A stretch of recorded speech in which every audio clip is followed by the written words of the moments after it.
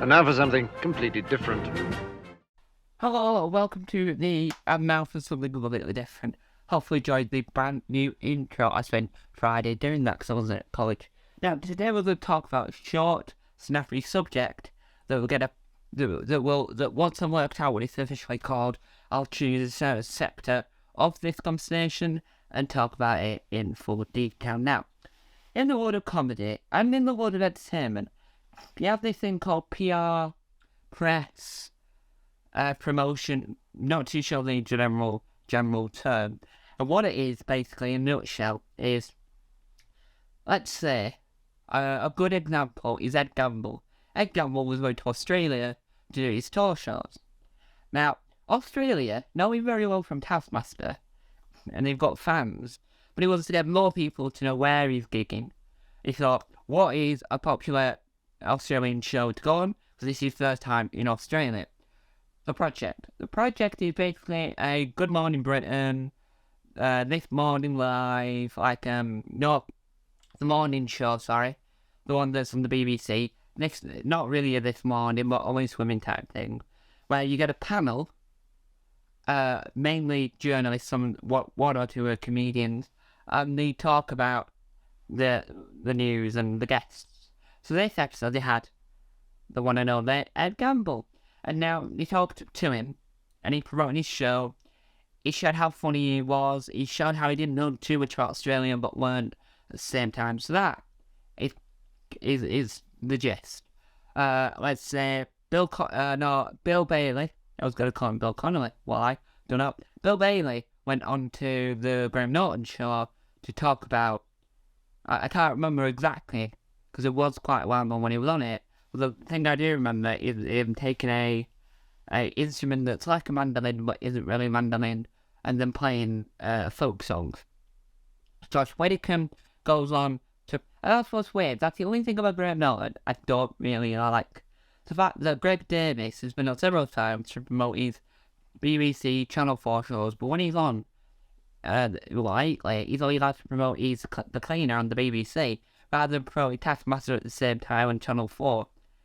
And I think Graham Norton's got a big enough audience to be able to do that. Whether or not Avalon don't want to give the BBC rights to show clips, that might be the case. But I think Avalon are involved in The Cleaner. I think. Don't quote me on that, because I'm not 100% sure on that fact. So, it's a little bit weird in that sense. And Jonathan Ross, comedy PRing for... I'm going to niche here. Comedy PRing for Jonathan Ross isn't really great. Not saying Jonathan Ross is a bad talk show interviewer, I'm not saying that at all. Jonathan Ross has been in the game for years and he's fantastic in everything he does. But Graham Norton splits up the time evenly so they all get a certain amount of chunk to say something. Now they can butt in every so often in Graham Norton if they've got an anecdote that links to what they've said, or they work with the same person and they want to relate to them and get to know the guests. That's fine. But Jonathan talks a lot. Sometimes the guests are on it and don't even get a chance to even promote the thing that they're there to promote.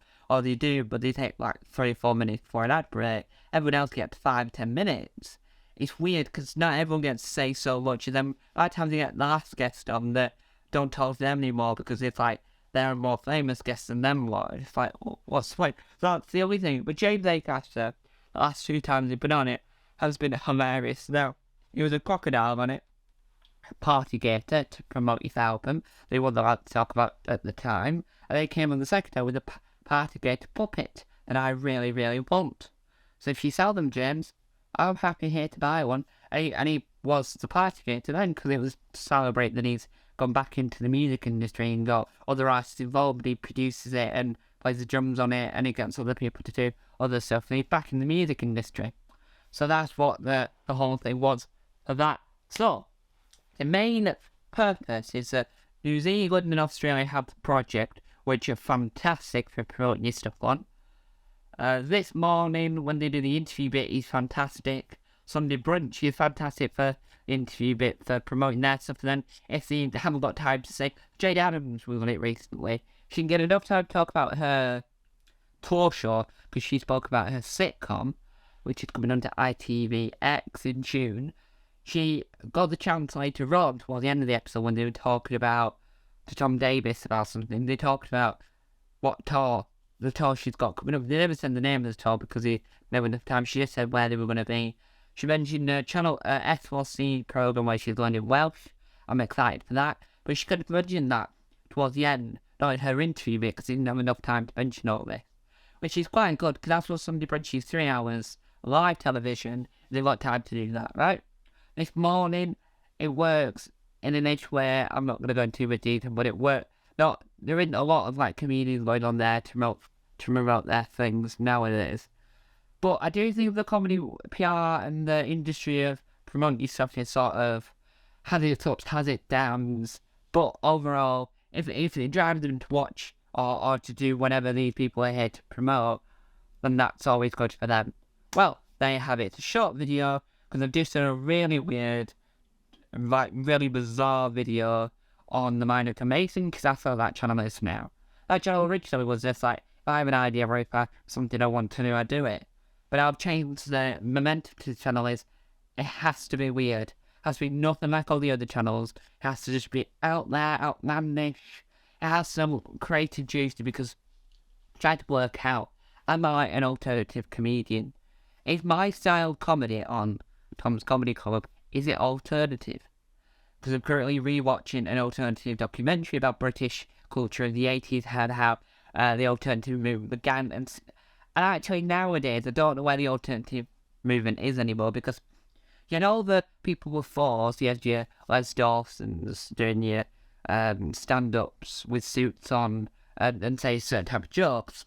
And then you had the young one, then you had Rick Mail, Aid Edmondson, Alexis Hale, and all them, and Nigel Planer. So you had the Danger Brothers and violent humour people hitting them, and with the young ones, Boston, and all that.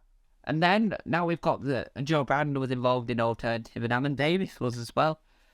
But then you have the modern movement now, and it's which bit would you say is traditional, and which bit is alternative?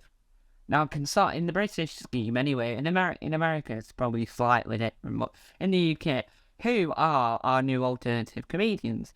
Joe Lycett, would she class as alternative? It's a whole other video for a whole other day. Joe, Late Night Lights is another good show for PRing, because Catherine Ryan was on it every week for 5 weeks. She didn't have to say anything, but people are going to go watch his stuff probably. And you have loads of comedians on, and it works. Sometimes not. That guy's watching. Remember, stay funny. Bye. I'm off to go and edit this now.